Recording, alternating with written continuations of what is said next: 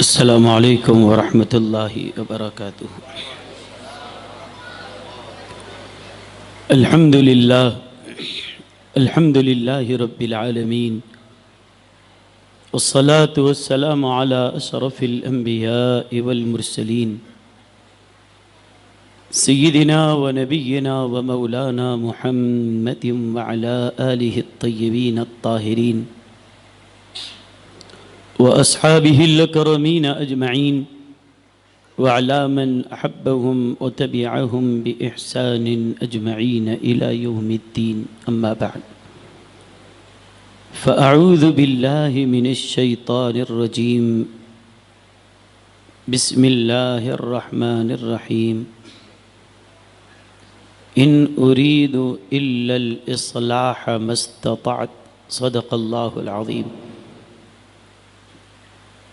وقال جل وعلا في شأن حبيبه الكريم الرؤوف الرحيم، إن الله وملائكته يصلون على النبي يا أيها الذين آمنوا صلوا عليه وسلموا تسليما.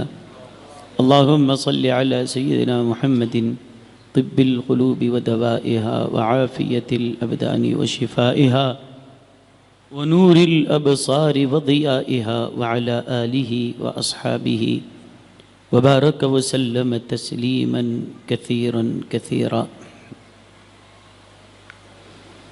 عالمی تحریک سنی دعوت اسلامی کے ریاستی نگران حضرت علامہ مولانا محمد حامد حسین حسان فاروقی صاحب دامت برکاتہ العالیہ،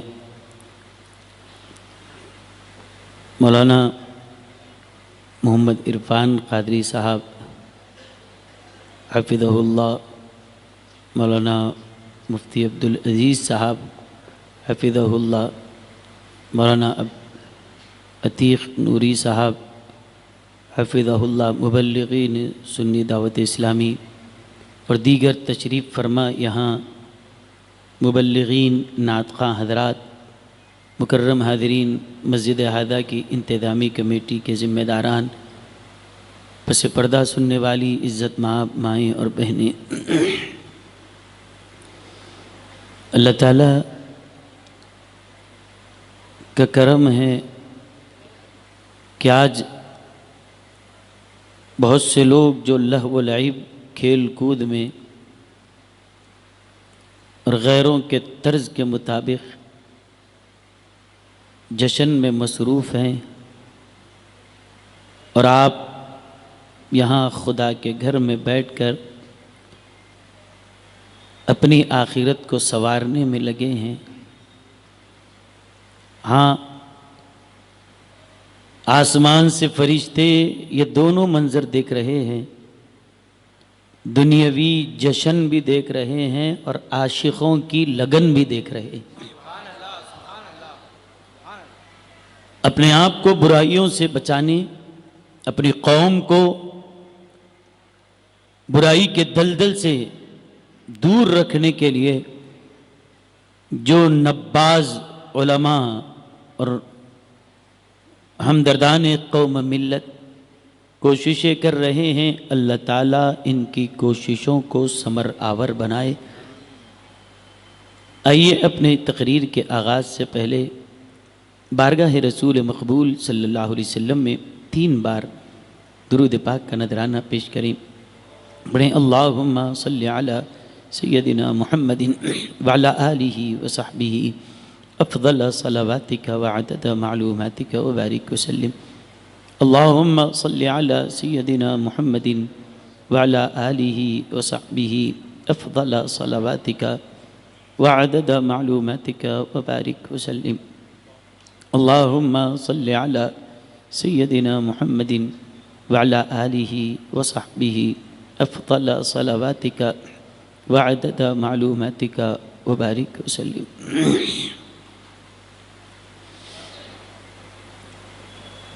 میرے بزرگوں اور دوستو، یہ ایک حقیقت ہے، کسی بھی قوم کے اندر ان کے نوجوان ریڑھ کی ہڈی کا کام دیتے ہیں، یہی سہارا دینے والے اور بچانے والے ہیں۔ نوجوانوں کی اہمیت کا اندازہ اگر آپ کو کرنا ہے تو حالیہ پڑوسی ریاست کی طرف سے جو حکم آیا، جو قانون اور جو ترغیب دلائی گئی ہے، اس کے ذریعے آپ بخوبی اس بات کو سمجھ سکتے ہیں پوری دنیا میں اور ہمارے پاس ہندوستان میں ہر جگہ یہ کہا جا رہا ہے کہ صرف آبادی پہ کنٹرول رکھا جائے اور 2 بچے ہوں، 2 بچے، ان کے لیے سہولتیں بھی ہیں، اگر 2 سے زائد بچے ہوں تو بہت سی سہولتوں سے لوگ محروم کر دیے جاتے ہیں۔ ترغیب یہی دلائی جا رہی ہے کہ ہم 2، ہمارے 2، یہی چلتا رہے۔ لیکن آندھرا پردیش کی طرف سے سی ایم نے یہ اعلان کیا کہ 2 بچوں پر اکتفا نہ کریں اور اپنی آبادی کو بڑھائیں۔ فکر اس لیے ہو رہی ہے کہ بوڑھے اور بڑی عمر کے لوگوں کی تعداد زیادہ ہے، نوجوان کم نظر آ رہے ہیں، تو جیسے ہی نوجوان اور کم عمر کے بچے، ان کو آبادی میں ان کا تناسب گھٹتا ہوا نظر آیا، فوراً قانون کو بدل دیا۔ اگر اپنی ریاستوں کو، علاقوں کو باقی رکھنا ہو تو آج یہ بچے ہیں، کل جوان رہیں گے، اور یہ کل جوان ہیں تو ہمارا مستقبل ہے، اور یہ نہیں تو ہمارا مستقبل بھی ختم۔ قانون بدل دیا گیا، اعلان، ترغیب دی جا رہی ہے کہ آبادی میں اور اضافہ کیا جائے۔ تو اس کے ذریعے سمجھ گئے ہوں گے آپ کہ ہر دور میں، ہر علاقے میں، معاشرے کے اندر نوجوانوں کا ایک اہم کلیدی رول ہوتا ہے۔ لیکن اس کے ساتھ ساتھ یہ بھی ایک اہم بات ہے کہ جس طرح سے، میں ایک مثال کے ذریعے عرض کرتا ہوں، جس طرح سے ایک طاقتور گھوڑا جب سرکش ہو جاتا ہے، بے قابو ہو جاتا ہے، تو پھر وہ اپنے مالک کی بھی نہیں سنتا۔ آپ نے کبھی دیکھا ہوگا گھوڑا بے قابو ہو جائے تو پھر وہ روزانہ جو مالک اس کو چارہ ڈالتا ہے اس کو بھی لات مارے گا۔ روزانہ جس کو اپنی پیٹھ پہ سواری کراتا تھا، آج وہ سرکش ہو گیا تو اس کو بھی مار کے بھگا رہا ہے، گرا دے گا۔ اسی سے تعلق رکھنے والی ایک روایت پڑھتا ہوا آپ کے آگے کی طرف لے کر چلتا ہوں۔ قصائص کبریٰ میں ہے کہ ایک مرتبہ ایک صاحب کا اونٹ بدک گیا، بے قابو ہو گیا۔ مالک جا کر اس کو رسی ڈالنا چاہتا ہے، وہ مالک پہ بھی حملہ کر رہا ہے۔ وہ پریشان ہوئے کہ اس کے اوپر کسی طرح سے قابو نہیں، مالک کی نہیں سنا تو کس کی سنے گا۔ وہ تنگ آ کر اس کو باغ کے اندر بند کر دیا، دروازہ بند کر کے چلے گئے، کسی کو قریب آنے نہیں دے رہا۔ اللہ کے رسول صلی اللہ علیہ وسلم کی خدمت میں عرض کیا گیا کہ فلاں صاحب کا اونٹ بدک گیا ہے، بے قابو ہو گیا۔ حضور صلی اللہ علیہ وسلم نے فرمایا چلو دیکھتے ہیں۔ جب ان کے باغ کی طرف گئے، دروازہ بند تھا، آپ نے باغ کے مالک سے کہا دروازہ کھول دوں۔ وہ اندیشہ کر رہے تھے کہ حضور وہ اپنے مالک پہ بھی حملہ کر رہا ہے، روز جو اس کو چارہ ڈالتا ہے وہ اس کے اوپر حملہ کر رہا ہے، کہیں ایسا نہ ہو کہ وہ بدکا ہوا ہے، بے قابو ہے، کہیں ایسا نہ ہو کہ آپ پر وہ حملہ نہ کرے اور کوئی تکلیف نہ پہنچا دے۔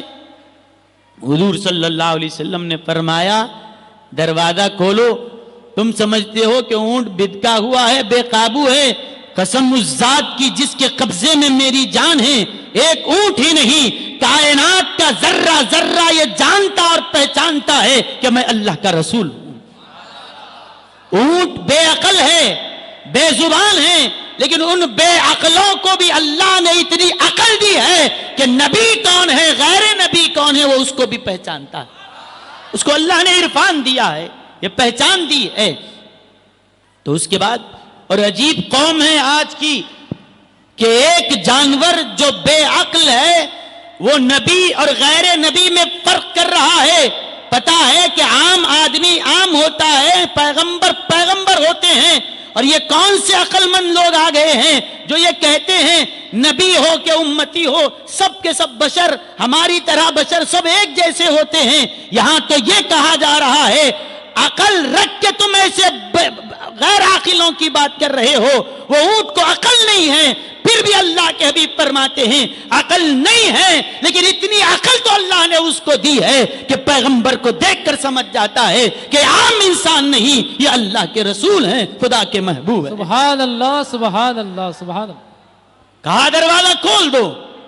دروازہ کھولا گیا اور جیسے وہ اندیشہ کر رہے تھے، اونٹ دوڑتا ہوا حضور صلی اللہ علیہ وسلم کی طرف لپک رہا ہے. جب بھاگتا ہوا وہ آیا تو سمجھے کہ کہیں مارنے کے لیے جا رہا تھا. وہ حملہ کرنے کے لیے نہیں، فدا ہونے کے لیے جا رہا تھا. وہ مارنے کے لیے نہیں، قربان ہونے کے لیے جا رہا تھا. اور دوڑتا ہوا آیا اور اپنا سر حضور کے قدموں پر رکھا اور سجدہ کرنے لگا اور کچھ بول رہا ہے. نبی کریم صلی اللہ علیہ وسلم نے اس کے سر پہ ہاتھ رکھا جیسا ایک چھوٹا بچہ روتے روتے روتے سنبھلتا ہے، وہ بھی سنبھل گیا. اس کے بعد فرمایا لاؤ رسی. اس کی لگام آپ نے ڈال دی، جو نکیل ہوتی تھی وہ ڈال دی. اس کے بعد کہا مالک کو بلاؤ. وہ اونٹ آپ کے قدموں میں سر رکھا ہوا ہے اور کچھ کہہ رہا ہے. ساتھ میں صحابہ موجود ہیں، وہ صرف یہ دیکھ رہے ہیں کہ اونٹ کچھ بول رہا ہے، لیکن کیا بول رہا ہے، وہ اس کی بولی کیا ہے کون جانے. لیکن سنیں حضور علیہ السلام نے فرمایا ان کا مالک کہاں ہے. مالک کو لایا گیا. آپ نے فرمایا یہ اونٹ تمہاری شکایت کر رہا ہے. یہ اونٹ تمہاری شکایت کر رہا ہے. کیا کہ تم اس سے کام زیادہ لیتے ہو اور چارہ کم ڈالتے ہو، اور اس کی طاقت سے زیادہ اس کے اوپر بوجھ ڈالتے ہو. فرمایا دیکھو یہ بے زبان مخلوق ہے، وہ کچھ اپنا درد تم کو نہیں سنا سکتی. اس کے اوپر وزن ڈالا جائے، طاقت سے زیادہ اس پہ بوجھ ڈالا جائے، یہ اپنا درد کس کو سنائے، یہ اپنا دکھڑا کس کو سنائے. یہ بے زبان ہے، اپنا درد تم کو بتا نہیں سکتا. لیکن تمہارا نبی تم کو اس بات کی تاکید کرتا ہے کسی جانور پر اس کی طاقت سے زیادہ بوجھ مت ڈالو، اور جب تم اس کو باندھ کے رکھ رہے ہو تو وقت پہ غذا دینا، چارہ ڈالنا یہ تمہاری ذمہ داری ہے. اس کو جتنا چارہ لگتا ہے دے دو. اس وقت اونٹ اور رونے لگا اور رو رہا تھا. اس گویا وہ اپنے دل کی زبان سے یہ کہہ رہا تھا کہ لوگ سمجھتے ہیں کہ یہ پیغمبر صرف انسانوں کا حق بتاتے ہیں. آج پتا چل رہا ہے یہ انسانوں کا نہیں، ان کا دین، ان کی شریعت جانوروں کے حقوق کی بھی حفاظت کرنا سکھاتی ہے. سبحان اللہ سبحان اللہ سبحان اللہ. آج تم کس تہذیب کے دل دادا بنے ہوئے ہو؟ کبھی عیسائی، کبھی یہودی، کبھی فلاں کی تہذیب کے پیچھے بھاگنے والوں، آؤ اللہ نے تمہیں اس نبی کا دامن دیا ہے کہ جس نبی کے دین نے انسانوں کے بھی حقوق بتائے، جانوروں کے بھی حقوق بتائے، ماں باپ کا حق بتایا، اولاد کا، پڑوسی کا، ملک والوں کا، ہر حقدار کا حق دینا جس نے سکھایا ہے. آؤ زمانے سے منہ موڑ لو، اپنے نبی سے رشتہ جوڑ لو. سبحان اللہ. آج کے اس اجلاس کا یہی مقصد ہے. آپ کس تہذیب کے پیچھے بھاگنا چاہتے ہیں؟ وہ دن بھی آئے گا جس عیسائیوں اور مغرب کے پیچھے تم جا رہے ہو. قیامت کے قریب حضرت عیسیٰ علیہ السلام جب دنیا میں تشریف لائیں گے، جب تک رہنا ہے دنیا میں اللہ مقدر رکھے گا رہیں گے. اس کے بعد حضرت عیسیٰ علیہ السلام کا وصال مبارک ہوگا تو اس وقت یہ عیسائی بھی دیکھیں گے اور ہم غلامان محمد صلی اللہ علیہ وسلم بھی دیکھیں گے کہ حضرت عیسیٰ کا جب جنازہ اٹھے گا کسی مغربی ملک کی طرف نہیں لے جایا جائے گا، بلکہ حضرت عیسیٰ کو بھی گنبد خضرا کے نیچے تدفین عمل میں سبحان اللہ. نعرہ تکبیر. नारे रिसालत, उलमाए अहले सुन्नत। मुसलमानों को अपनी तरफ खींचने वालों, हम तुमको दावत देते हैं, आओ मदीने के ताजदार की तरफ। ये वो बारगाह है, ईसाई ही नहीं, हजरत ईसा भी वहीं पनाह लेने वाले हैं। सुभान अल्लाह, सुभान अल्लाह, बेशक। पैगंबर जिसकी बारगाह में आकर आसूदा हो रहे हैं, तो तुम इनके उनके पीछे दीवानों की तरह फिर रहे हो। अल्लाह ने हमें किसी के टुकड़ों पे पलने के लिए नहीं, मुस्तफा की खैरात हमारे झोलियों में है, अहले बैत अतहार का सदका हमारे पास है, असहाब इज़ाम की वफादारियां हमारे साथ है। तो हम दुनिया से लेने वाले नहीं हैं, दुनिया को अता करने वाले हैं। सुभान अल्लाह, बेशक, सुभान अल्लाह। अल्लाह के महबूब सल्लल्लाहु अलैहि वसल्लम ने फरमाया, ये तुम्हारी शिकायत कर रहा है। फिर ऊंट ये नहीं, सहाबी हैं, ये नहीं कहते कि या रसूल अल्लाह सल्लल्लाहु अलैहि वसल्लम, ये ऊंट जो बातें कर रहा है हमको समझ में नहीं आया, आप कैसे समझ गए? अल्लाह, आज तो यही चल रहा है ना। और हम तो ये समझते हैं कि आप तो उम्मी हैं, किसी मदरसे को गए नहीं, किसी उस्ताद के पास पढ़े नहीं। हम तो इंसानी इल्म के बारे में भी मानने के लिए आप अभी तजब्जुब में और शक शुबे में हैं। यहां इंसानों की बोलियां नहीं, जानवरों की बोलियां भी अल्लाह ने अपने महबूब को सिखाई है। सुभान अल्लाह, बेशक, सुभान। यही तो नबी ये उम्मी का मौजेजा है कि कायनात में किसी से पढ़े नहीं है, बगैर पढ़े कि अल्लाह ने उन्हें सारा इल्म अता फरमाया। सुभान अल्लाह, सुभान अल्लाह। फरमाया ये तुम्हारी शिकायत कर रहा है। अल्लाह के रसूल सल्लल्लाहु अलैहि वसल्लम ने उसके बाद उनके हवाले कर दिया, देखो इसका ख्याल रखना। तो ऐसे ही जब जानवर बिदक जाता है, बेकाबू हो जाए, तो उसको काबू में करने के लिए कोई ऐसे शख्स की जरूरत होती है जो उसके अंदर उसकी जबान पे लगाम कसने वाला हो, बेशक, जो लगाम देने वाला हो। लेकिन परेशानी ये है, सरकश घोड़ा जब निकल के भागता है तो उसको कोई पकड़े तो पकड़े कैसे? यहां से जाओ लात मार के भागेगा, वहां से जाओ छुट के जाएगा, कौन उसको अपने काबू में करे? तो किसी उसको काबू में करने का एक ही तरीका है कि आज जो लात मार के आपको गिरा रहा है, बैठने नहीं देता, एक दिन वो आएगा कि जब उसके ऊपर लगाम कस ली जाए, आज जो आवारा फिर रहा है वही आपको सवारी पे बिठाने वाला बन जाए, सवारी का काम देगा।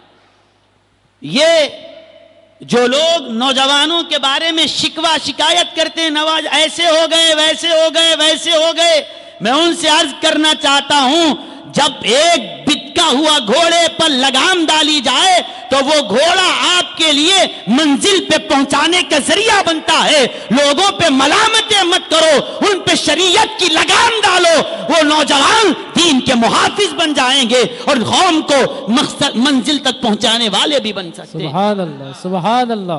मगर सवाल ये है, उस खतरनाक घोड़े पर लगाम लगाए तो कौन लगाए? कौन उसको काबू में कर सकता है? क्या आप पकड़ेंगे या मैं पकड़ सकता हूं या कोई और आम आदमी जाके पकड़ेगा? वो ऐसा बेकाबू है कि किसी के पकड़ में आता ही नहीं। उसके लिए किसी ऐसे माहिर की जरूरत है जो इस फन का जानने वाला हो और बड़े बड़े ताकतवर जानवरों को अपने काबू में करने का हुनर जानता हो।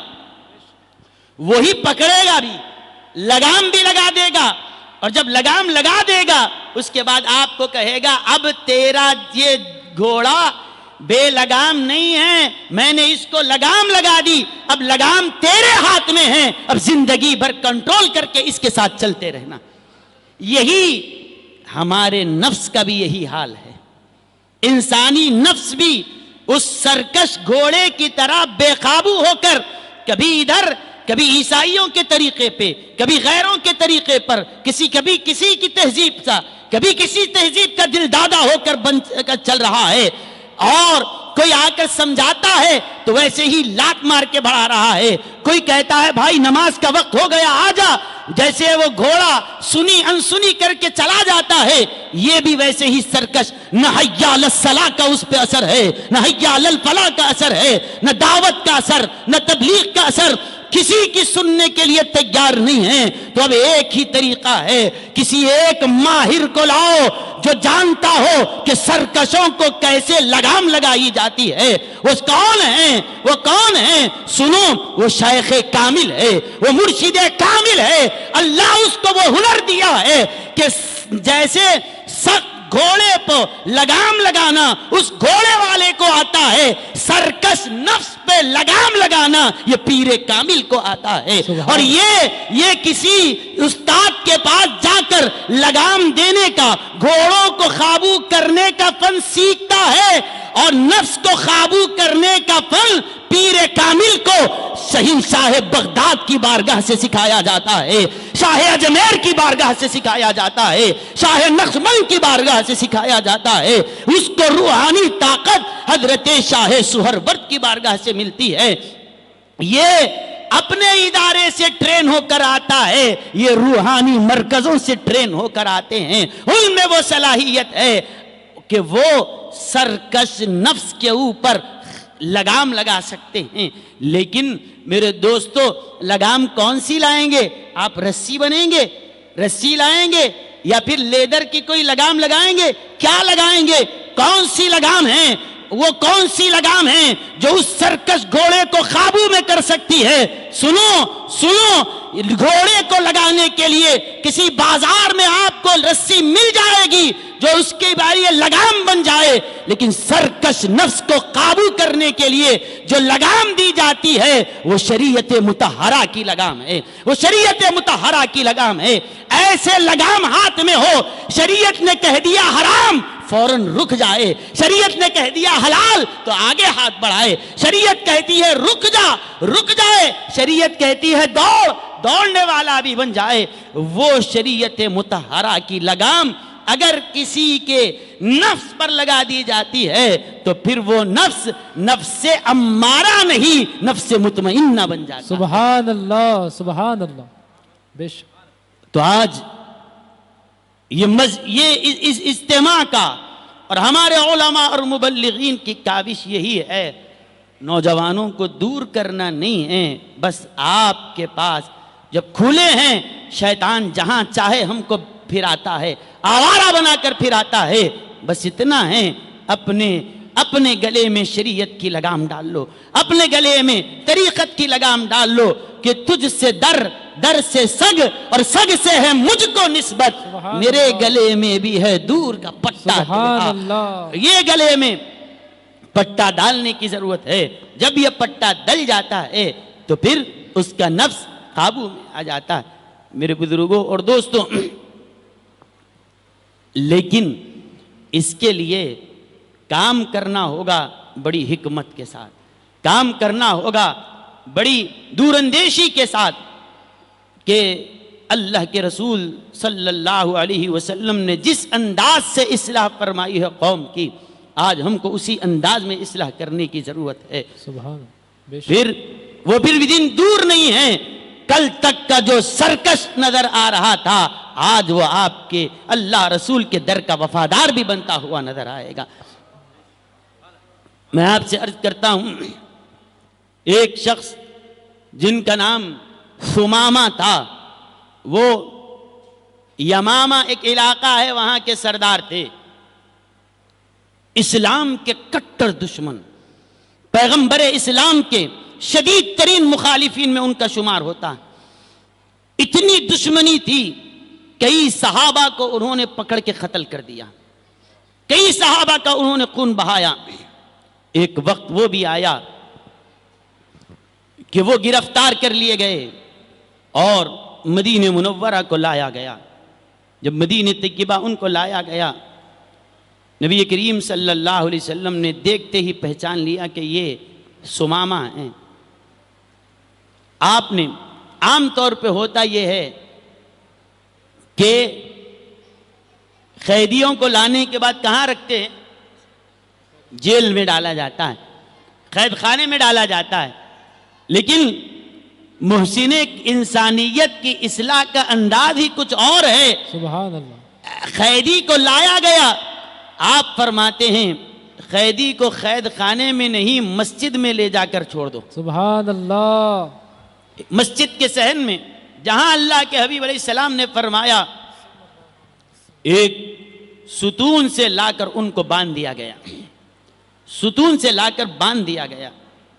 وہ کہتے ہیں میرے دل میں مسلمانوں سے بڑی خطرناک نفرت تھی، وحشت ہوتی تھی، مسلمان کا نام سنتا تو خون کھولتا تھا، اسلام یا پیغمبر اسلام کا نام سنتا تو میں آپے سے باہر ہو جاتا تھا، لیکن جب مجھے مسجد میں لایا گیا کچھ دیر وحشت تو ہوئی، پرانی جو نفرت تھی اس کا اثر تھا، لیکن کچھ دیر جب مجھے مسجد کی ستون سے رکھا گیا باندھ کر، پہلی چیز جو میرے دل پہ اثر کی وہ کیا تھی؟ سنیے، اگر آج یہاں پر کسی قیدی کو لا کر اس باہر کے ستون سے باندھ دیا جائے اور کہیں کہ یہ کئی لوگوں کا قاتل ہے، اس کو لا کر یہاں باندھ دو، ذرا اپنے دل پہ ہاتھ رکھ کے کہو ہمارا رویہ کیا ہوگا؟ میں سمجھتا ہوں ہر آدمی اس کی فوٹو کھینچے گا، ویڈیو بنائے گا، یہی ہے وہ قاتل، یہی ہے وہ دشمن جو دشمنی کر رہا تھا، آج پکڑا گیا، آج پکڑا گیا، اور پورا سوشل میڈیا پہ اس کو وائرل کریں گے، آج پکڑے گیا، پکڑے گیا۔ وہ اپنے آپ کو وہ بھی یہی سمجھ رہا تھا کہ میں بہت دن سے وانٹڈ تھا، آج پکڑا گیا۔ تو جب مسجد میں نماز کا وقت ہوا، صحابہ آئے تو وہ سمجھ رہا تھا کہ اب تو مجھے ذلیل کیا جائے گا، لوگ انگلیاں اٹھا کر کہیں گے یہی ہے وہ بدماش، یہی ہے وہ قاتل۔ اس کو توقع تو یہی تھی کہ تانے ملیں گے اور حقارت بھری نظروں سے مجھے دیکھا جائے گا، لیکن اس نے کہا کہ میں نے اپنے توقع کے برخلاف دیکھا کہ جب اذان ہوئی الگ الگ گلیوں سے راستوں سے نکل کے صحابہ مسجد میں آئے اور مسجد میں آ کر دیکھا ہمارا دشمن ہماری آنکھوں کے سامنے باندھا ہوا ہے، ہمارے بھائیوں کا جس نے خون بہایا ہے آج وہ قاتل ہماری گرفت میں ہے۔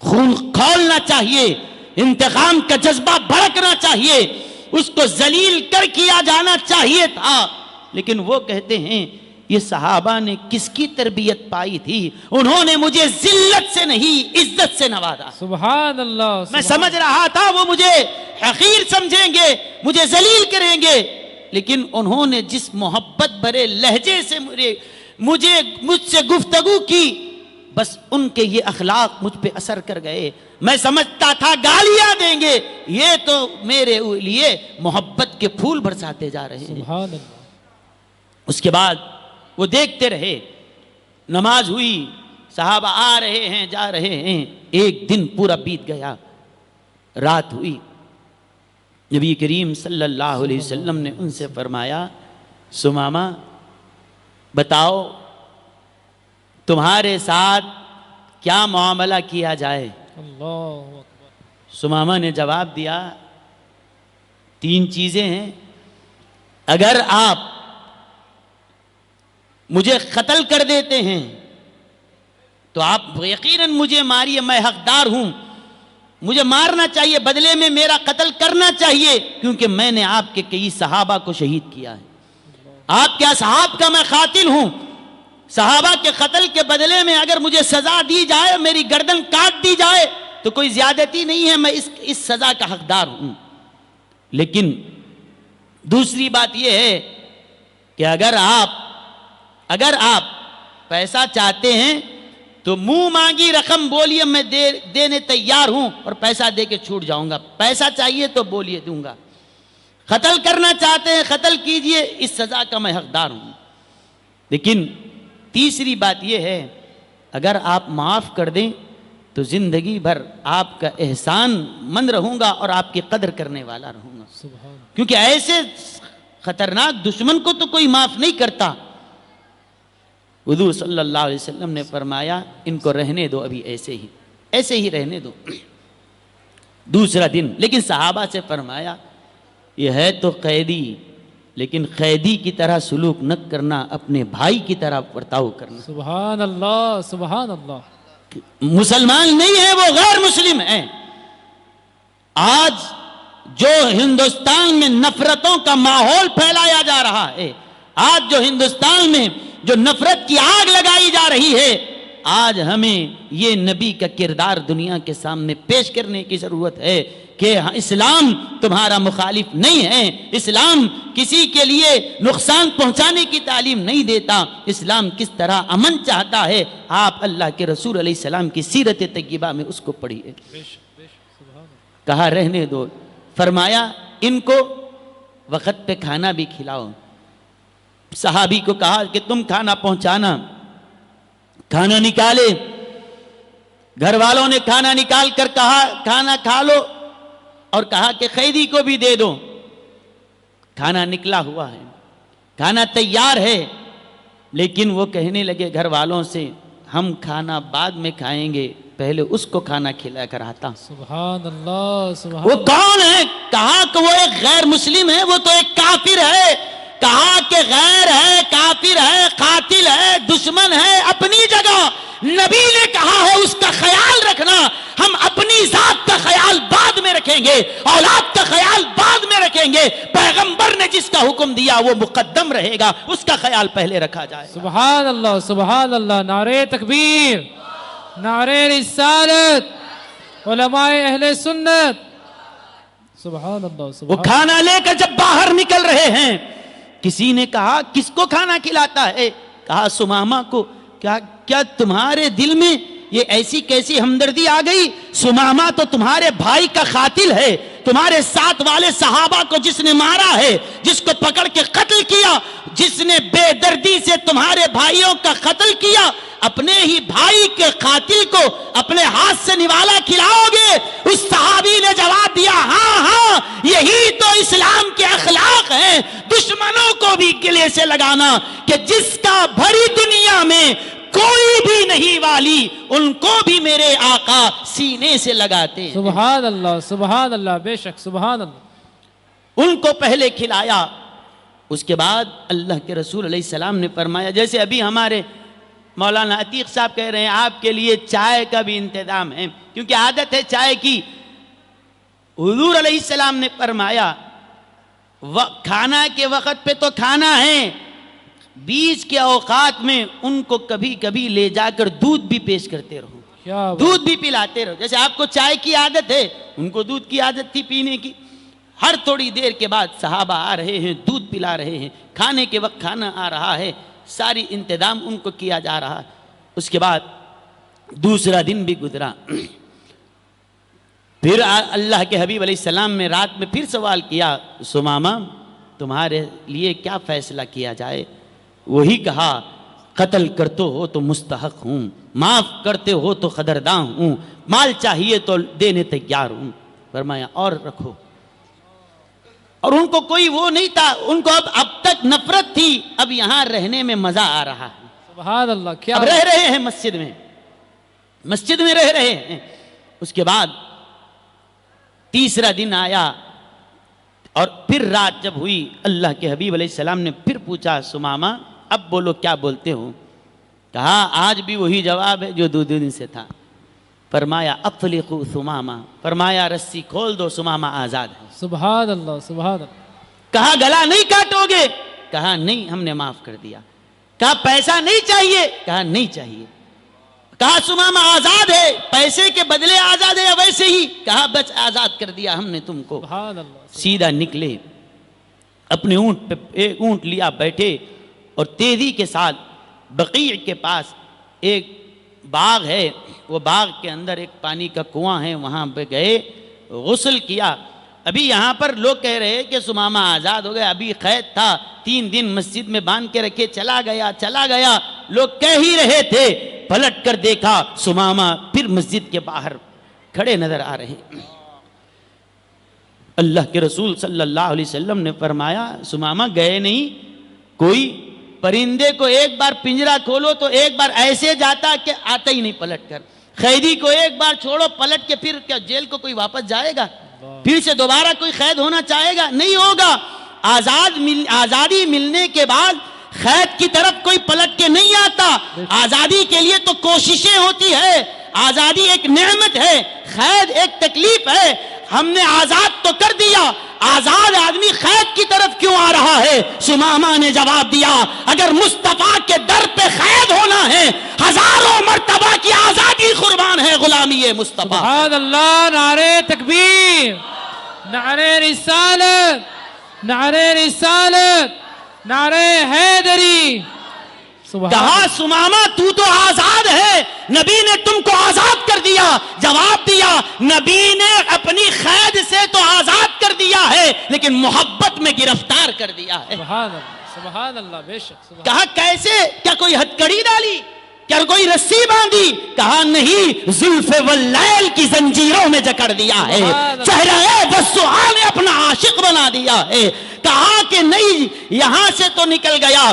کہا گئے کہاں؟ کہا غسل کر کے پھر آیا ہوں۔ کہا آیا کیوں تھا؟ کہا پانی اس لیے نہایا تاکہ جسم صاف ہو جائے۔ یا رسول اللہ کلمہ پڑھاؤ، نہا کر جسم پاک کیا ہے، کلمہ پڑھ کے دل کو بھی پاک کرنا چاہتا۔ سبحان اللہ، سبحان اللہ، سبحان اللہ۔ اب بتاؤ، کیا کوئی تبلیغ ہوئی؟ کیا کوئی جماعت لگائی گئی؟ کیا کوئی سمجھایا گیا؟ کوئی تفہیم کرائی گئی؟ کوئی قرآن کا ترجمہ پڑھایا گیا؟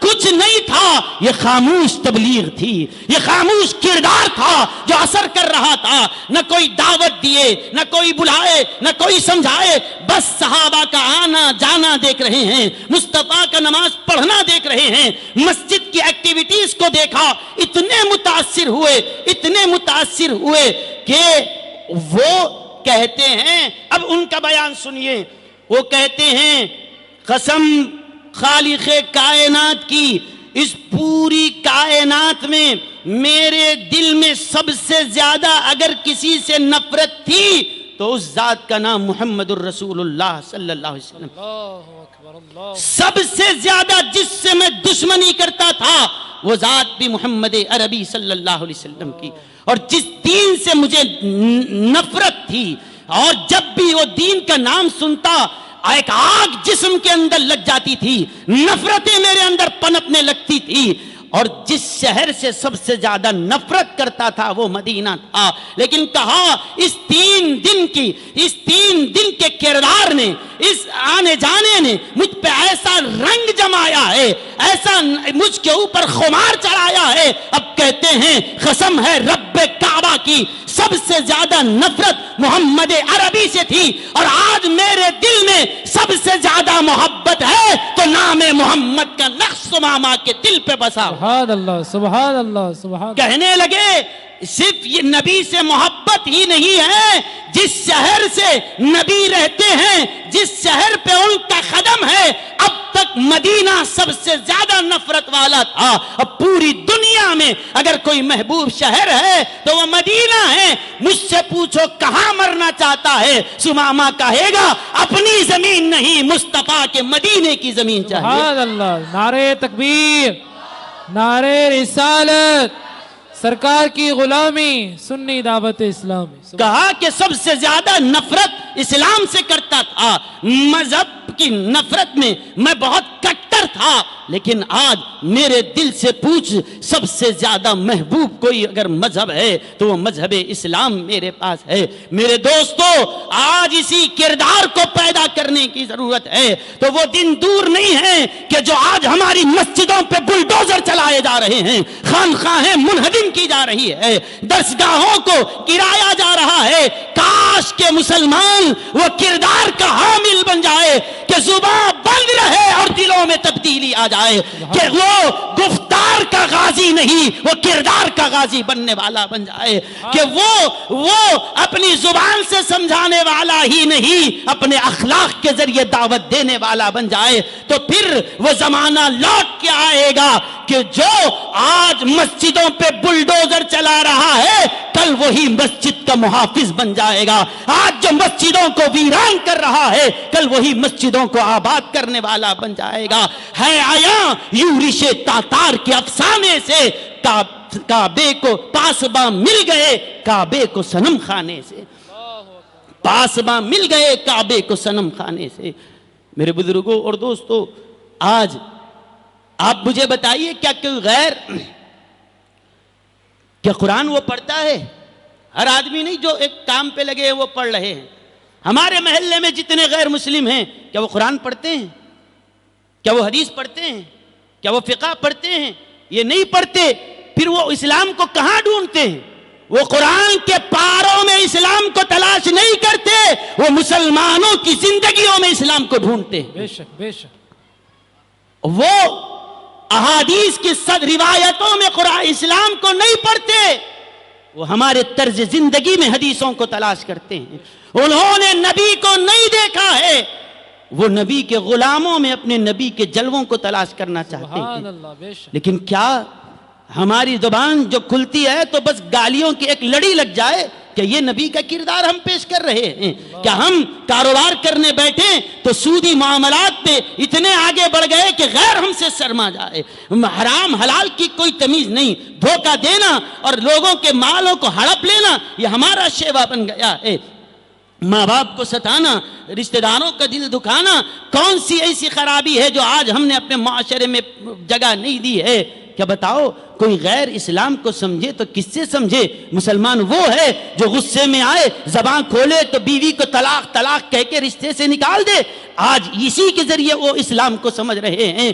کہاں گئے وہ کردار کہ جس کو دیکھ کر دنیا گواہی دیتی تھی کہ اگر یہ مسلمان غلام اس شان والا ہے تو ان کے آقا کیسی شان والے ہوں؟ سبحان اللہ سبحان اللہ۔ کیا تم اپنی اس تاریخ کو بھول گئے کہ حضرت امام محمد نے جب اپنی کتاب لکھی، موطا امام محمد جب سامنے آئی، ایک عیسائی نے اس کو پڑھا، عیسائی پڑھا، اس کے دل پہ ایسا اثر ہوا کہ کتاب کے ورق پلٹا رہا تھا تو صفحے نہیں پلٹ رہے تھے، دل سے کفر نکلتا جا رہا تھا۔ سبحان اللہ، کیا بات۔ کتاب رکھی اور کہا اشہدو ان لا الہ الا اللہ و اشہدو ان محمدن عبدہ و رسولہ۔ کسی نے پوچھا کیا بات ہے، اس موطا امام محمد میں کیا رکھا ہے؟ کہا اذا کان ھذا محمدکم الاصغر فکیف محمدکم الاکبر۔ یہ امام اعظم ابو حنیفہ کا شاگرد، یہ امام محمد اس شان والے ہیں، امتی محمد ایسا ہے تو وہ نبی محمد کیسی شان والا ہو؟ سبحان اللہ سبحان اللہ، نعرہ تکبیر، نعرہ رسالت۔ محمد ہمارے بڑی شان والے، محمد ہمارے، محبت سے محمد ہمارے۔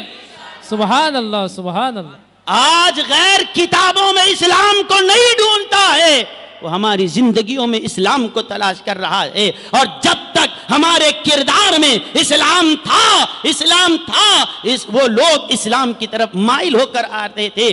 آج کیا بات ہے جو مسجدوں پر بری نظر ڈالے ہوئے ہیں؟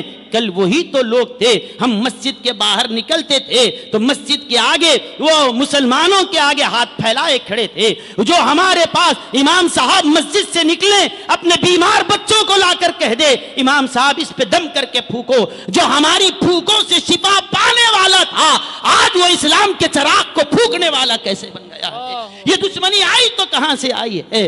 کہ بات یہی ہے کہ ہم نے اپنا سبق بھلا دیا ہے، ہم نے اپنے اسلاف کا طریقہ چھوڑ دیا ہے۔ پھر اٹھو، سبق پھر پڑھ، صداقت کا، عدالت کا، شجاعت کا، لیا جائے گا تجھ سے کام دنیا کی امامت کا، لیا جائے گا تجھ سے کام دنیا کی امامت کا۔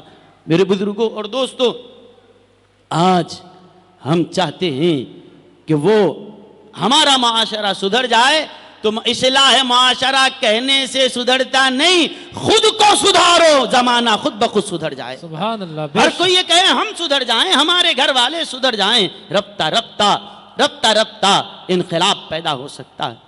سبحان اللہ، بے شک۔ میرے بزرگوں اور دوستو، اللہ کے رسول صلی اللہ علیہ وسلم کی محبت اپنے دلوں میں پیدا کرو، علماء اہل سنت سے وابستہ رہو، اپنے عقائد کی حفاظت کرو اور اپنے عقائد کو، نظریات کو پاکیزہ رکھو۔ اہل سنت والجماعت کے عقیدوں کے مطابق ہمارے عقیدے رہیں۔ آج ہم کو اپنے عمل کی اصلاح کی بھی ضرورت ہے اور اس سے زیادہ اپنے عقیدوں کی حفاظت کی بھی ضرورت ہے۔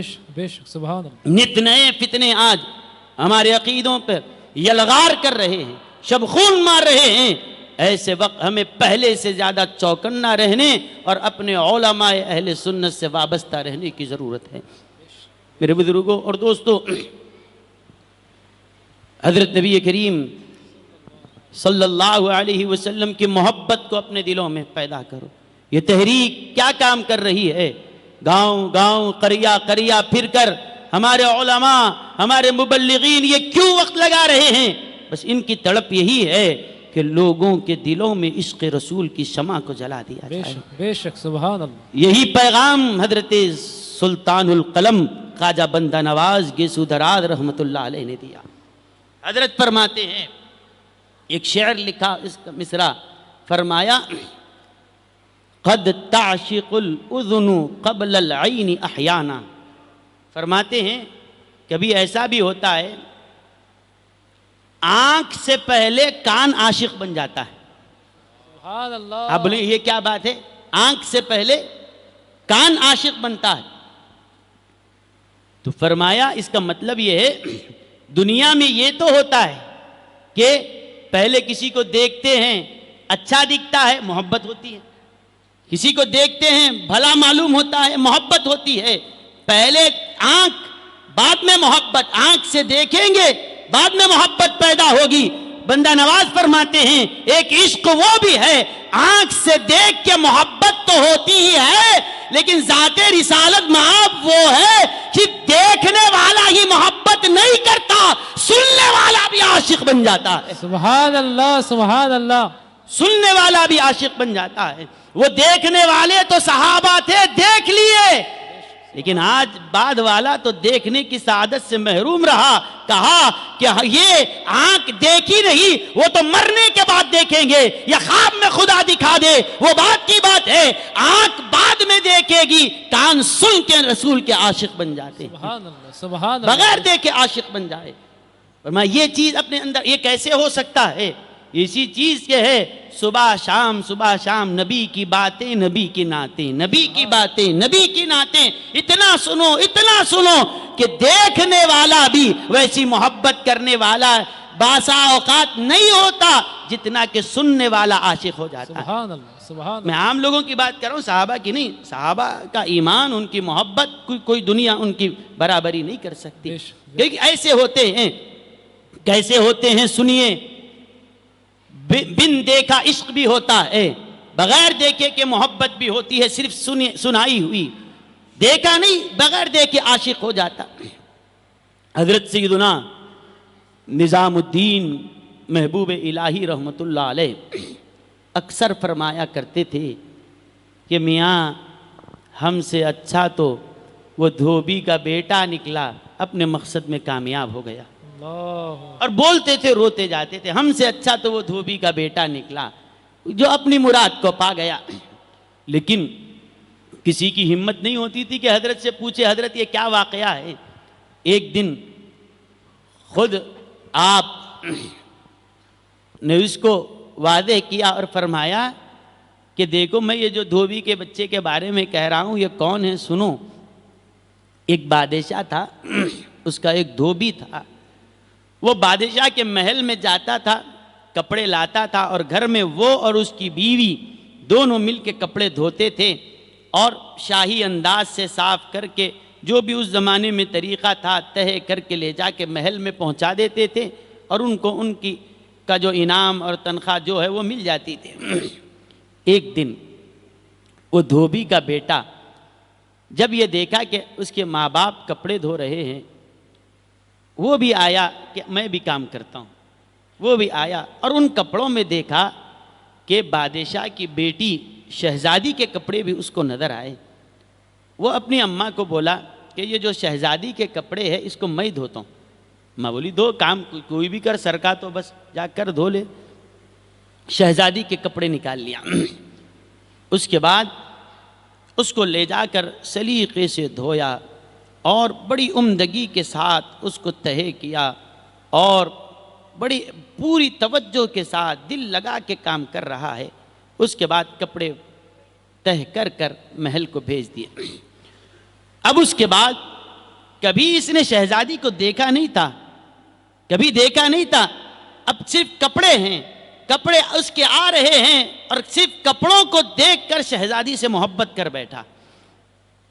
اب اس کے بعد چند دن گزرے، اس کی یہ حالت، جیسے ہی کپڑے آئے فوراً شہزادی کے کپڑے چن چن کے نکال رہا ہے اور دھو کے اس طریقے سے کر کے بھیج رہا ہے۔ ماں نے کہا انہیں مروائے گا، اگر بادشاہ کو پتا چلے کہ یہ اس طرح سے حرکت کر رہا ہے تو یہ نہیں ہوگا، اسی لیے ماں نے کہا آج سے تیرا کپڑے دھونا بند، تو ہاتھ نہیں لگانا۔ اس کو کپڑے نہیں دیے، وہ کونے میں بیٹھا روتے بیٹھا، رو رہا ہے، روتے روتے روتے پورا اس کی حالت بدل گئی، اور نہ کھانا کھا رہا ہے نہ راتوں کو سو رہا ہے۔ کبھی اس نے شہزادی کو دیکھا نہیں تھا، صرف کپڑے، اس کی کپڑوں کی خدمت کر رہا ہے، دھو رہا ہے، اور بن دیکھے اس کا عاشق بن گیا۔ اب جب اس کو کپڑے سے دھونے سے روک دیا گیا، حالت بگڑ گئی، مرنے کے قریب آ گیا۔ ماں نے کہا یہ کیا حال ہے؟ باپ نے کہا کہ اس کو کچھ تو کرو، کہا کہ نہیں، اگر یہ حال رہے گا بادشاہ کو معلوم ہوگا، وہ گلا کاٹ دے گا۔ کہا کہ وہ بادشاہ سزا دینے سے اچھا ہے گھر میں جیسا ہے پڑا رہنے دو، مگر کپڑے کو ہاتھ لگانے نہیں۔ چند دن اس کو کپڑے نہیں دیے گئے، شہزادی کے کپڑے اس کو نظر نہ آئے، کبھی اس کو تو دیکھا ہی نہیں تھا، صرف کپڑے نظر نہ آئے، محبت میں سچا تھا، روتے روتے اس نے اپنی جان دے دی، خودکشی نہیں کیا، گل گل کے مر گیا۔ اس کے بعد بادشاہ نے، شہزادی نے ایک دن دھوبی اور اس کی بیوی دونوں کو بلائے کہ بتاؤ کہ میرے کپڑے کون دھوتے تھے؟ کہا کہ ہم دھوتے تھے۔ کہا کہ نہیں، پہلے جو کپڑے آتے تھے انداز الگ تھا، اب الگ ہے۔ پہلے جو اس کی تہے کا انداز جو تھا وہ ایک خاص نرالا انداز تھا، اب تم جو لا رہے ہو اس کے اندر وہ بات نہیں۔ وہ بولے نہیں، ہم ہی کرتے تھے، ہم ہی کرتے تھے۔ وہ بولی اگر صحیح بولتے ہو ٹھیک ہے، ورنہ سزا ہوگی۔ اس کے بعد کہنے لگے کہ دیکھیے دراصل بات یہ ہے کہ آپ کے کپڑے ہمارا بیٹا دھوتا تھا، اور وہ بن دیکھے آپ سے محبت کرنے لگا، اور جب ہم ڈر گئے تو ہم نے اس کو جب کپڑے دینا بند کر دیا، وہ رو رو کے جان دے دیا۔ اب یہ سن کر شہزادی پہ اتنا اثر ہوا، کہا کہ سواری نکالو، پھولوں کی ٹوکری منگائی، کہا جو بغیر دیکھے ہم سے محبت کرتے کرتے جان دے دیا، اس کی قبر پہ ہم خود چل کے پھول چڑھائیں گے۔ سواری نکالی گئی، اور اب پابندی سے وہ آ رہی ہے اور اس کی قبر پہ پھول چڑھائیں۔ ہم سے محبت کرنے والا بن دیکھے ایسی محبت کرتا ہے کہ محبت میں جان دے دیا، لیکن محبت سچی کرتا تھا، وہ کہہ کر لا کے پھول چڑھاتی ہے، جاتی ہے، پھول چڑھا رہی ہے، آ رہی ہے، شہزادی آ کر پھول چڑھا کر جا رہی ہے۔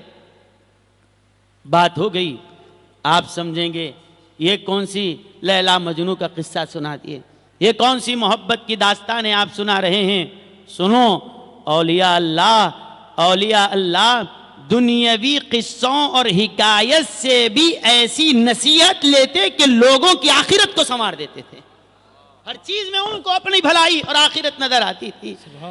اس میں یہ تو ایک تو قصہ کہانی سننے کی طرح آپ تو سن لیے، لیکن کیا تھا، مورل کیا ہے، نصیحت کیا ہے، عبرت کیا ہے؟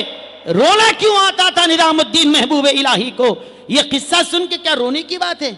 بولیے، کیا آپ کو رونا آیا؟ کون سا ایسا اثر ہوا اس قصے کا کہ حضرت رو رہے تھے؟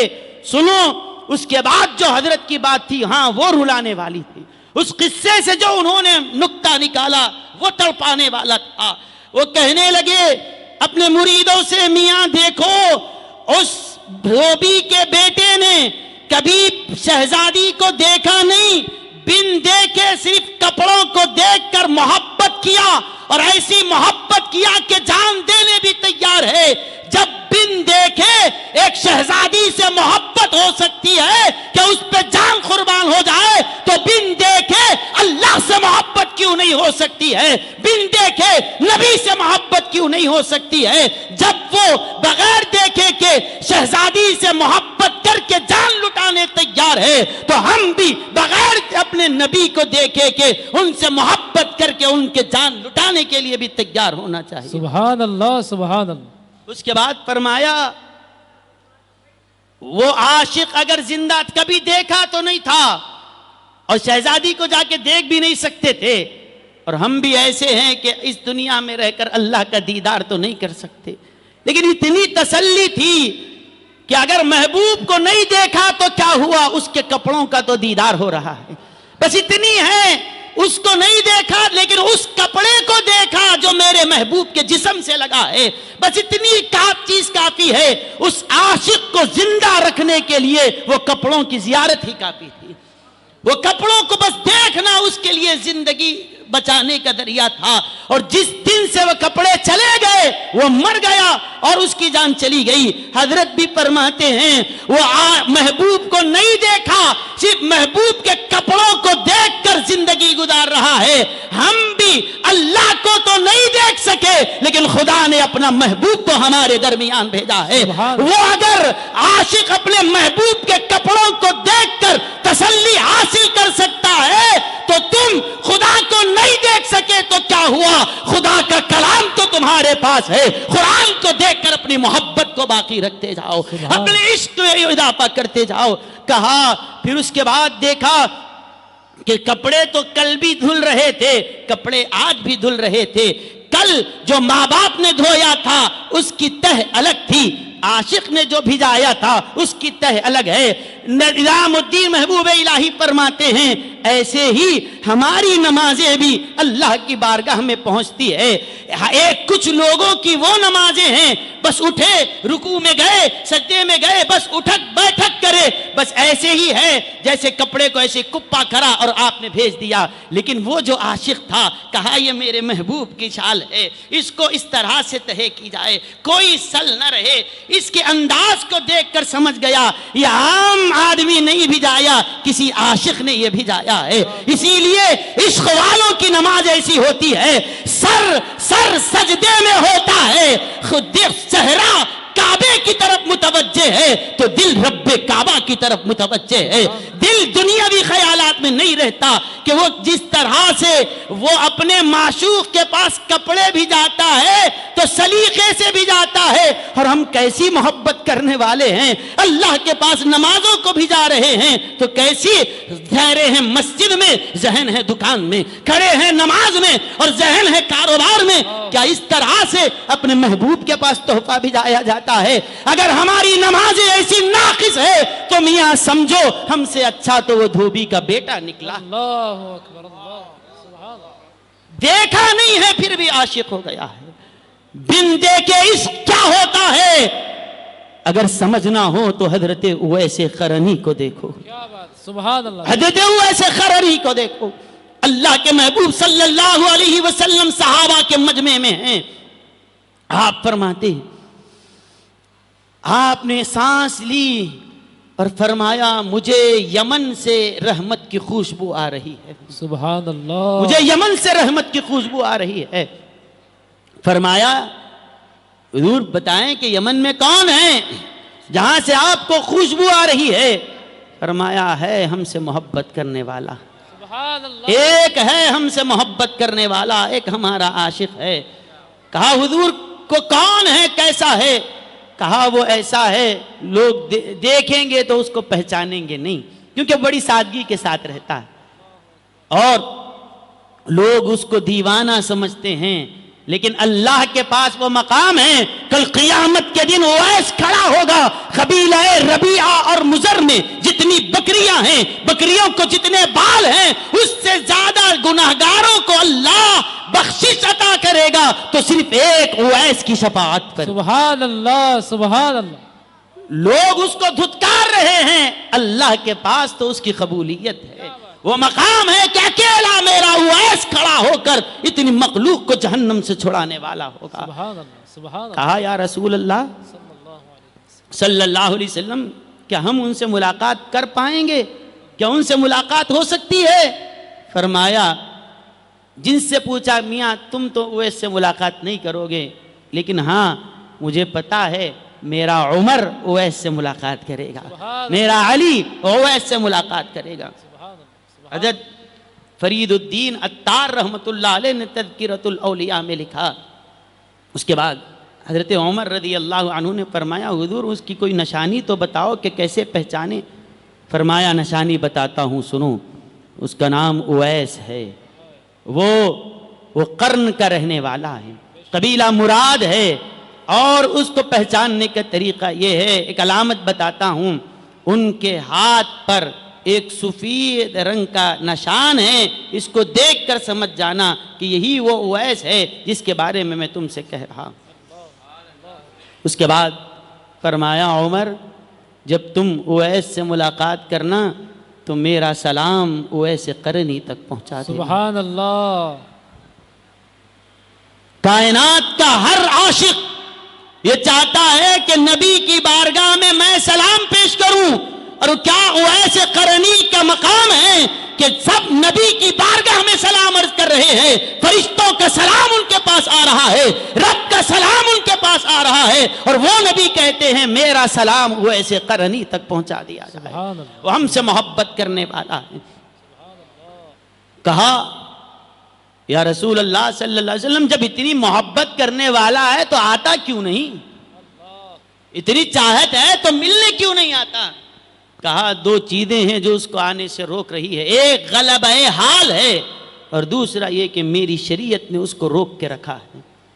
کہا کیا شریعت بھی عاشق کو معشوق سے ملنے روکتی ہے، امتی کو نبی سے ملنے کے لیے روکتی ہے؟ پھر یہ کہ آ جائے تو صحابیت کا درجہ مل جائے، اتنی بڑی سعادت کس چیز نے اویس کو روک کے رکھا ہے؟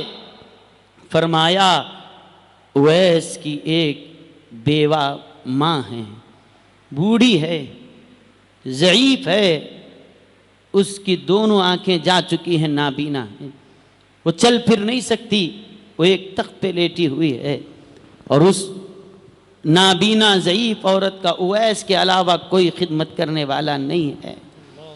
میرا وہ عاشق وہاں پر ایک امتحان میں پھنسا ہوا ہے، وہ اپنی ماں کی خدمت میں بیٹھا ہے، اپنے ہاتھ پیر تو ماں کی، اپنے جسم تو ماں کی بارگاہ میں حاضر رکھا ہے، لیکن دل ہر وقت مدینہ مدینہ مدینہ کی صدا لگایا ہوا ہے۔ سبحان اللہ۔ دل اس کا ہماری طرف ہے، ہاتھ اپنی ماں کی خدمت میں ہے، اور شریعت کہتی ہے کہ ماں کی خدمت کرنا ہے، وہ رکا ہوا ہے۔ عشق کہتا ہے نبی کے پاس چلا جا، اور شریعت کہتی ہے تم جاؤ گے تو ماں کی خدمت کون کرے گا؟ بس یہ کہ اتنی بات نے اس کو روکا ہے۔ اللہ کے حبیب علیہ السلام نے فرمایا تم اپنے ماں باپ کی خدمت کرو، اگر ماں باپ تم سے راضی ہے تو سمجھو اللہ بھی تم سے راضی ہے، ماں باپ ناراض ہے تو اللہ بھی تم سے ناراض ہے۔ اللہ کے حبیب علیہ السلام نے فرمایا ماں باپ کی خدمت کرنا یہ تمہاری ذمہ داری ہے۔ عشق تو مدینے کی طرف بلا رہا ہے، وہ ایسا عاشق ہے لمحہ لمحہ ہماری یاد میں تڑپ رہا ہے، لیکن ہماری شریعت کا ایسا پاس و لحاظ ہے، نبی نے فرمایا ہے کہ ماں کی خدمت کرو، اسی لیے اپنے عشق پر شریعت کے پہرے لگا کر بیٹھا ہوا ہے۔ بس نبی نے فرمایا خدمت کرو، بس خدمت میں بیٹھا ہوا ہے۔ جس سے میں محبت کرتا ہوں اسی نبی نے حکم دیا ہے، اسی لیے خدمت میں۔ ایک دن ماں نے دیکھا کہ بیٹا خدمت کر رہا ہے لیکن آنکھ سے آنسو ہیں، نہ کھانے کا ہوش ہے نہ راتوں کی نیند ہے۔ کہا بیٹے کیا بات ہے، کیوں تو روتا رہتا ہے؟ کیا چیز ہے جو تجھے تڑپاتی رہتی ہے؟ کیا چیز ہے؟ تو حضرت اویس قرنی نے اب ماں سے کہا اماں جان کیا بتاؤں، میں کسی کو اپنا دل دے بیٹھا ہوں، کسی سے محبت کرتا ہوں۔ کہا ماں نے کیا جس سے تو محبت کرتا ہے دیکھا بھی ہے؟ کہا ماں دیکھا نہیں ہے، بن دیکھے اس نبی سے محبت کر رہا ہوں، دیکھا نہیں ہے۔ کہا ماں نے کہا بیٹے جب صرف سن کے نبی کا اتنا عاشق ہو گیا ہے تو جب دیکھ لے گا تو تیری محبت کی تو معراج ہو جائے گی۔ کہا بیٹے میں اجازت دیتی ہوں، مجھ بوڑھی کی تو آنکھیں نہیں ہیں، اگر میں اپنی آنکھوں سے نبی کا چہرہ نہ دیکھ سکی تو کیا کیا ہوا، میری اولاد تو نبی کے دیدار سے مشرف ہو جائے۔ بیٹا جا، میں تجھ کو اجازت دیتی ہوں، جا اپنے نبی سے ملاقات کر کے آ۔ سبحان اللہ سبحان اللہ۔ ماں نے اجازت دی، رخت سفر باندھی، لیکن دیکھا پلٹ پلٹ کر دیکھ رہے ہیں، ماں بستر پہ ہے، کوئی خیال رکھنے والا نہیں ہے۔ ماں نے کہا بیٹا اویس، میں اپنی جگہ سے ہل نہیں سکتی، اور تیری محبت کا تقاضا یہ ہے کہ تجھ کو روکا نہ جائے، لیکن اتنا کرنا بیٹے، جا مدینے کو، اور حضور علیہ السلام کے دولت خانے پر جانا، حضور گھر پہ ہوں تو ملاقات کر کے آنا، اگر گھر پہ نہ ہو تو ویسے ہی آ جانا۔ عجیب شرط ماں نے لگا دی۔ اب یہ نکلے، کہا بڑی مدتوں کے بعد اب اجازت ملی ہے، تمنا پوری ہو رہی ہے، ایک ایک قدم کہ مدینے کا سفر ہے اور میں نم دیدہ تڑپ تڑپ کر جا رہے ہیں۔ لیکن جیسا مدینہ قریب آ رہا ہے، دل کی دھڑکن بڑھ رہی ہے، خوف ستا رہا ہے کہ کہیں اگر حضور گھر پہ نہ ہو تو کیا ہوگا، نہ ہو تو کیا ہوگا۔ یہ عشق کا سفر ہے، یہ آنسوؤں کو موتیوں کی شکل میں سجا سجا کر یہ عاشق جا رہا ہے، اور ایک ہی خوف ہے، اگر حضور نہ ملے تو کیا ہوگا، نہ ملے تو کیا ہوگا۔ لیکن سنو، عشق والے جس منزل پہ ہوتے ہیں ان کا امتحان بھی ویسے ہی ہوتا ہے۔ وہ پہنچے، حضور علیہ السلام کے در اقدس پر دستک دی، ام المؤمنین حضرت عائشہ رضی اللہ عنہ اندر تھی۔ کہا کون ہے؟ کہا ایک فقیر یمن سے آیا ہے، ایک فقیر ہے یمن سے آیا ہے، حضور سے ملاقات کے لیے آیا ہوں۔ کہا حضور گھر پر نہیں ہے۔ پھوٹ پھوٹ کر رونے لگے، لیکن حال دل سنائے تو کس کو، نہ کوئی آنسو پہنچنے والا، نہ اس کا درد دل جاننے والا، اپنی تڑپ بتائے تو کس کو، درد دکھائے تو کس کو، بس خاموش ہو گئے، گویا جسم پورا ان کا شل ہو گیا، اندر ہی اندر آنسو کے گھوٹ پیتے جا رہے ہیں۔ بس اتنا کہا اماں جان اگر حضور آ جائیں تو کہنا ایک ان سے محبت کرنے والا یمن سے آیا تھا، بس یہ آیا تھا۔ اب پلٹ کر جا رہے ہیں، لیکن دل میں خیال آ رہا ہے اتنی دور آیا، ایک بار چہرہ دیکھ لوں صحابیت کا مرتبہ مل جائے گا، صحابیت کا مرتبہ ملنے والا ہے۔ لیکن کہا جس نبی کا صحابی بننا ہے اسی نے تو ماں کی اطاعت کرنے کا حکم دیا۔ نبی کا حکم بہرحال وہ سمجھتے تھے کہ نبی کا حکم نہیں، زبان نبی کی ہوتی ہے، فرمان خدا کا ہوتا ہے۔ سبحان ان کی نافرمانی خدا کی نافرمانی ہوگی۔ پلٹ کر واپس چلے گئے۔ کسی نے پوچھا کون ہے، کس لیے آئے تھے؟ کہا کسی کام سے آیا تھا، واپس جا رہا ہوں۔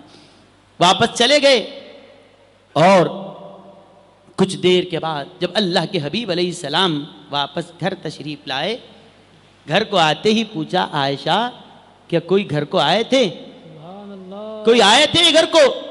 کہا حضور آپ کیا کیسے فرما رہے ہیں، ابھی میں کوئی بولی ہی نہیں، کسی کے بارے میں اطلاع ہی نہیں دی، کیا بات ہے؟ کہا کہ عائشہ کسی عاشق کی بو آ رہی ہے، سبحان اللہ، یہاں مدینے کی گلیوں میں کسی محبت کرنے والا عاشق یہاں سے گزرا ہے، بتاؤ کہ کوئی آیا تھا؟ کہا ہاں کوئی آیا تھا، یمن سے آیا تھا۔ کہا جو یمن سے آیا تھا وہ ہمارا اویس تھا، وہ ہماری محبت میں آیا تھا۔ اور یہ دیکھو ہم سے محبت کرنے والے صرف زبان سے محبت کا دعویٰ کرنے والے نہیں، نبی کی ایسے اطاعت کرتے ہیں۔ عشق، جذبات، محبت اپنی جگہ ہے، نبی کا فرمان اپنی جگہ ہے۔ ماں سے کیا ہوا وعدہ نبھانے کے لیے بغیر ہم سے ملاقات کر کے وہ واپس جا رہا ہے۔ اس کے بعد وہ تو واپس چلے۔ اب حضرت نبی کریم علیہ السلام نے فرمایا تھا 10 سال تک حضرت عمر بن خطاب رضی اللہ عنہ ڈھونڈتے ہیں۔ اس کے بعد کیا ہوا؟ وہ آئے تھے تو صرف کیا ہوتا دیدار کر کے جاتے تھے، لیکن خدا کو کیا منظور تھا؟ اللہ کے حبیب علیہ السلام نے اپنا جبہ مبارک لیا، اس کو حضرت عمر اور حضرت علی کے حوالے کیا، کہا یہ رکھنا۔ کہا کیا بات ہے؟ کہا کہ جس وقت اویس قرنی سے ملاقات ہو یہ جبہ اویس کو دے دینا۔ اویس تو نے نبی کو نہیں دیکھا ہے، لیکن نبی اپنا لباس تمہارے پاس بھیجتے جا رہے ہیں تاکہ تسلی ہو جائے، تسلی ہو جائے، جیسے دھوبی کا بیٹا شہزادی کے کپڑوں کو دیکھ کے تسلی حاصل کر رہا تھا، یہ نبی کے جبہ مبارک کو دیکھ کر تسلی حاصل کریں۔ آج بھی ہم غلاموں کے لیے یہی تسلی ہے، نبی کو نہ دیکھ سکے، اس زمانے میں پیدا نہیں ہوئے، اگر کئی منہ مبارک کی زیارت کرائی جائے عاشقوں کو ہجوم لگ جاتا ہے، نبی کو نہیں دیکھا تو کیا ہوا، ان کے بال مبارک کی زیارت کر رہے ہیں، ان کے جبہ مبارک کی زیارت کر رہے ہیں، نسبت رکھنے والی چیز کی زیارت کر رہے ہیں، اسی سے تسلی ہو جائے۔ اس کے بعد حضرت عمر رضی اللہ عنہ 10 سال تک ڈھونڈتے رہے کہ کبھی تو وہ آئے گا، کبھی تو وہ آئے گا، اور ڈھونڈتے جاتے کہا اویس نہیں ملا، اویس نہیں ملا، پھر یہ بھی کہتے سنو جب تک اویس ملتا نہیں عمر کو موت آتی بھی نہیں، رضی اللہ عنہ، کیونکہ نبی نے فرمایا عمر اور علی ان سے ملنے والے ہیں، اب چاہے دنیا میں حکومتیں آئے جائے، زلزلے آئے، دنیا زیر و زبر ہو سکتی ہے، آسمان شق ہو جائے، زمین پھٹ جائے، سمندر سوکھ جائے، لیکن عمر اور علی کو اس وقت تک موت نہیں آئے گی جب تک کہ ہم دونوں ویسے قرنی سے ملاقات نہ کر لیں۔ سبحان اللہ، سبحان اللہ، بے شک۔ تم سمجھتے ہو کہ یہ ملاقات کی اطلاع ہے، یہ ملاقات کی اطلاع نہیں، یہ ہماری زندگیوں کی ضمانت اللہ کے حبیب نے۔ سبحان اللہ، حق، سبحان اللہ۔ مرنے والے نہیں ہیں جب تک کہ وہ عاشق سے ملاقات نہ کریں۔ سبحان اللہ، نعرہ تکبیر،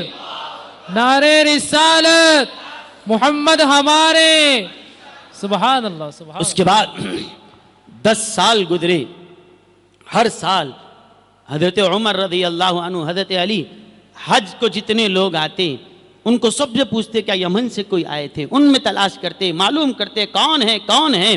آخر وہ وقت بھی آیا، ایک مرتبہ عرفات کے میدان میں حجاج جمع ہے، حج ہوا، سارے لوگ دنیا بھر سے آئے، حضرت عمر نے اعلان کر دیا یمن سے جتنے آئے سب ایک طرف، باقی دنیا ایک طرف، سب کو ایک طرف کر دیا۔ یمن والوں کو کہا پورے یمن میں قرن والے رہ جاؤ، باقی سب نکل جاؤ۔ سبحان اللہ، نکل گئے، کہا مراد والے کون ہیں وہ رکو، باقی سب چلے جاؤ۔ پورے چلے گئے، ایک شخص بچ گیا، سبحان اللہ، سبحان ایک بچ گیا۔ کیا بات، تو کہا لیکن دیکھنے میں یہ وہ نہیں تھا جس کے بارے میں نبی نے فرمایا تھا، اللہ، علامتیں تو نظر نہیں آ رہی تھی۔ کہا یمن سے، کہا ہاں، قرن ہاں، مراد ہاں، پھر بتا نام کیا ہے؟ کہا کوئی اور نام بتا رہا ہے، نہیں۔ کیا تم میں سے اور بھی کوئی آیا تمہارے قبیلے کا؟ بولے ہم اکیلے ہی ہیں۔ نہیں، بولو اور بھی کوئی آئے کیا؟ اور ایک بھی آیا لیکن وہ پاگل ہے، وہ اس کو لے کے کیا کرتے؟ کہا تو جس کو پاگل سمجھ رہا ہے عمر اسی کو تو ڈھونڈ رہا ہے، علی اسی کی تو تلاش میں ہے۔ کہا کہاں ہیں؟ کہا وہ عرفات کے میدان میں کہیں جا کر اونٹوں کو چرا رہا ہے، اونٹوں کو چرا رہا ہے، جاؤ مل لو۔ کہا نکلو۔ کہا گئے حضرت عمر حضرت علی کے پاس، کہا علی اب وہ وقت آ گیا ہے مصطفیٰ کے اس عاشق سے ملنے کا وقت آ گیا، نبی نے جو ذمہ داری دی تھی آج امانت پہنچانے کا وقت آ گیا ہے، چلو ان کے پاس، چلو ان کے پاس۔ گئے اور پھر یہ بھی صحابہ کی سادگی تو دیکھو، صحابی ملنے جا رہے ہیں تابعی کے پاس۔ بے شک، بے شک، کیا بات، کیا یہ ہو سکتا ہے؟ بھئی تابعی جائیں گے صحابی کے پاس یا صحابی جائیں گے تابعی کے پاس؟ کہا کہ نہیں، یہاں تو یہ کہ صحابی تابعی کے نہیں جائیں گے، تابعی صحابی کے پاس آئیں گے۔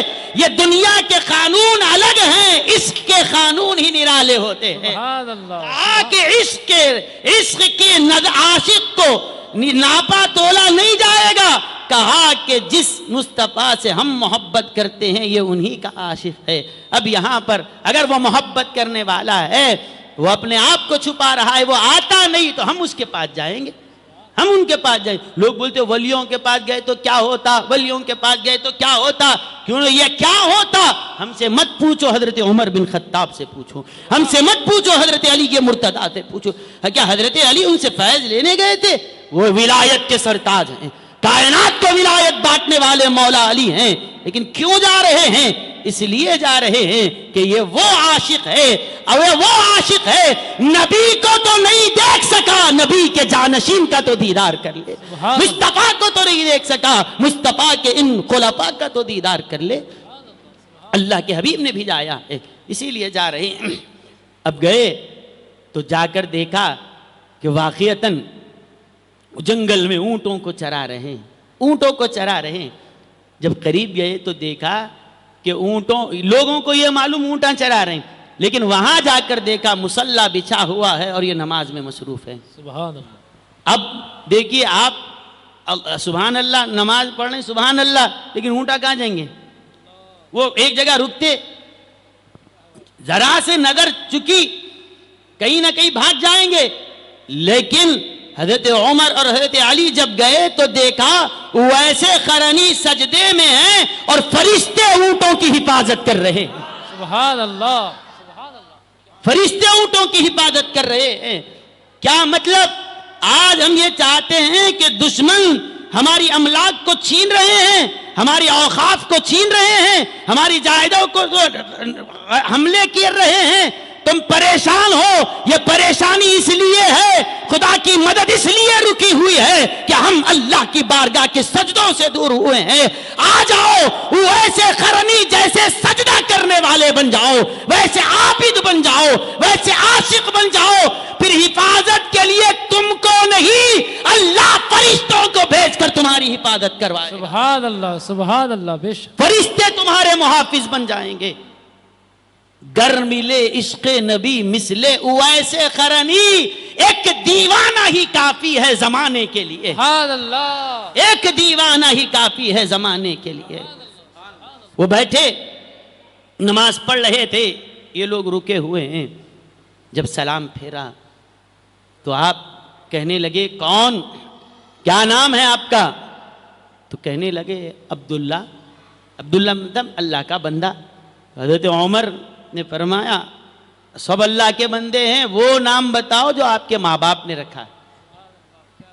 تو کہا اویس میرا نام ہے۔ سبحان اللہ، کہا علی 10 سال سے جس کو ڈھونڈ رہے تھے یہ وہی ہے۔ سبحان اللہ۔ اس کے بعد فرمایا خاندان، قبیلہ، کہا قرن سے آئے ہو، سب پڑتال کر لی۔ اس کے بعد کہا ذرا اپنا ہاتھ آگے بڑھاؤ۔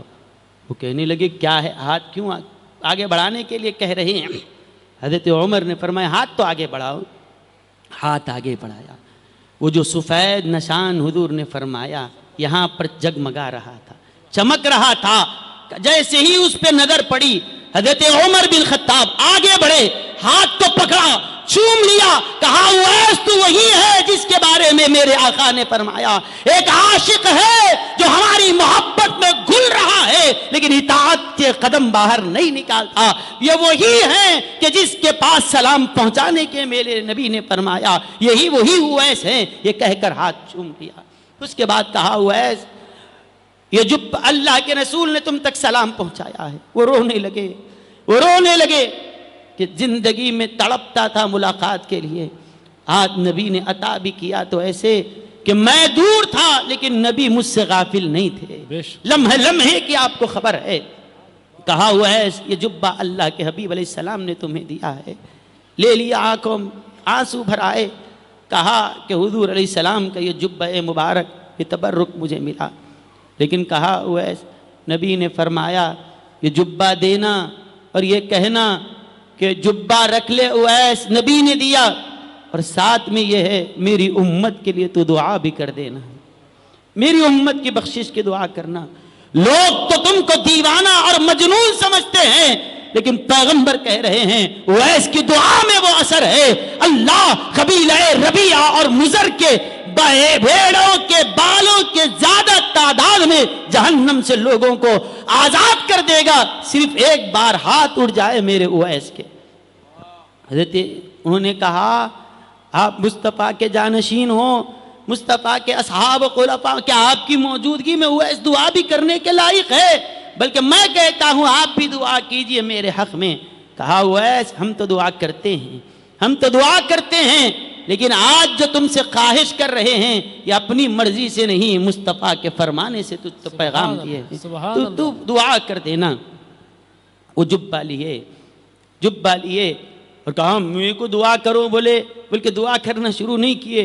کہا جبے کو آسمان کی طرف رکھا اور کہا یا رسول اللہ یہ حضرات کہتے ہیں کہ میں دعا کروں، تجھ کو پتا ہے یہ گناہگار بندہ کیا منہ لے کے تجھ سے مانگے، میں تو یہ چاہتا ہوں کہ صرف میری بخشش ہو جائے تو میری کامیابی ہے. اتنی بڑی امت کی دعا کی ذمہ داری مجھ پر ڈالی جا رہی ہے. اے اللہ میں تو اس قابل نہیں ہوں, بس تیرے دربار میں یہ مصطفیٰ کا جبہ پیش کر رہا ہوں. اس لباس کو جس نبی نے پہنا ہے یہ وہی نبی ہے جس کو تو نے رحمت للعالمین بنا کر بھیجا. یہ شفیع المذنبین کا لباس ہے. اے اللہ اویس کی دعا نبی کے لباس کی برکت سے قبول فرما لے. سجدے میں گر رہے ہیں, دعا کر رہے ہیں. اس کے بعد حضرت عمر بن خطاب رضی اللہ عنہ, حضرت علی رضی اللہ عنہ آئے اور کہا اللہ نے دعا قبول فرما لی, اور کہا اور کچھ دیر رکتے تو اور اللہ تعالیٰ کی بارگاہ سے امت کے لیے مغفرت کروا لیا ہوتا. تو میرے بزرگوں اور دوستوں, کچھ چاہنے والے ایسے بھی ہوتے ہیں. تم یہ نہ سمجھو کہ ہم مدینے سے دور ہیں, تم یہ نہ سمجھو کہ ہم آقا سے دور ہیں. نہیں, بن دیکھے بھی عاشق ایسے ہوتے ہیں. وہ دنیا میں جہاں کہیں رہے وہ نبی سے دور ہیں, لیکن نبی ان سے دور نہیں ہے. نبی کی محب عنایتوں سے وہ دور نہیں ہیں. وہ ایسے قرنی جسم کے لحاظ سے تو دور تھے, لیکن ہر لمحہ وہ نبی سے قریب تھے اور حضور علیہ السلام کی عنایتوں اور محبتوں کے وہ حقدار بنے. آج کے اس جلسے سے یہی پیغام میں آپ کو دیتا ہوا اپنی گفتگو کو ختم کرتا ہوں کہ اپنے دلوں میں اللہ کے محبوب صلی اللہ علیہ وسلم کی محبت پیدا کرو. یہ محبت کیسے آتی ہے؟ نبی کا ذکر سننے سے آتی ہے. اتنا سنو, اتنا سنو, اتنا سنو کہ سنتے سنتے ایسے ہو جائے کہ بن دیکھے نبی کو پہچاننے والے بن جائیں. میں ایک بار آپ کو آخر کہہ کر گفتگو ختم کر رہا ہوں. آپ میں سے کتنے لوگ ایسے ہیں کہ جس نے اپنی آنکھوں سے ڈائناسور کو دیکھا ہے؟ کون دیکھے؟ کوئی ہے؟ نہیں دیکھے. لیکن آپ نے کارٹون میں, پکچرز میں, ٹی وی میں اتنا دیکھا, اتنا دیکھا, اتنا دیکھا. اگر ڈائناسور کا ہڈی کا ڈھانچہ بھی مل جائے تو بولیں گے کہ ہاں یہ فلاں جانور ہے. اگر دکھ بھی جائے آج کسی جنگل میں وہ, تو آپ پہچانیں گے کہ نہیں پہچانیں گے؟ کیوں؟ کیا آپ نے دیکھا ہے کبھی اس کو؟ آپ کے باپ دادا نے یا ان کے پہلے والوں نے؟ ایک لوگ کہہ رہے ہیں کہ ایسا تھا, بن دیکھے. آج اس کی دم بھی دکھاؤ تو پہچان لیں گے. صرف پیر کے ناخن دیکھ کے بچہ بول رہا ہے یہ ڈائناسور کا ناخن ہے. تو بس میں اتنی بات عرض کرتا ہوں, فلموں میں, کارٹون میں, پکچرز میں ایک جانور کی صورت دیکھتے دیکھتے دیکھتے تم اتنے پہچان والے بن گئے ہو, تو پھر تمہاری محبت کہاں گئی؟ نبی کو بھی اتنا سنو, اتنا پڑھو, اتنا سنو, اتنا پڑھو کہ کل قبر میں نبی کا چہرہ دکھایا جائے, دیکھتے ہی کہیں یہ کون ہے؟ کہنے لگے کہ یہ محمد الرسول اللہ ہے, یہ میرے آقا علیہ السلام ہے. یہ وہی تو ہیں جن کی بارگاہ میں میں کہا کرتا تھا یا نبی سلام علیکہ, یا رسول سلام علیکہ, یا حبیب سلام علیکہ, صلوات اللہ علیکہ. فرشتہ کہے یہ کون ہے تو ہم جواب دیں, ہم سے پوچھتا ہے یہ کون ہے؟ یہ وہی تو تھے جس کی بارگاہ میں ہم کہتے تھے مصطفیٰ جان رحمت پہ لاکھوں سلام, شمع بزم ہدایت پہ لاکھوں سلام. فرشتہ ہم سے پوچھنے سے پہلے ہمارے اندر سے آواز آئے, میں وہ سنی ہوں جمیلے خادری, مرنے کے بعد میرا لاشا بھی کہے گا الصلاۃ والسلام, الصلاۃ والسلام. وآخر دعوانا الحمد للہ رب العالمین.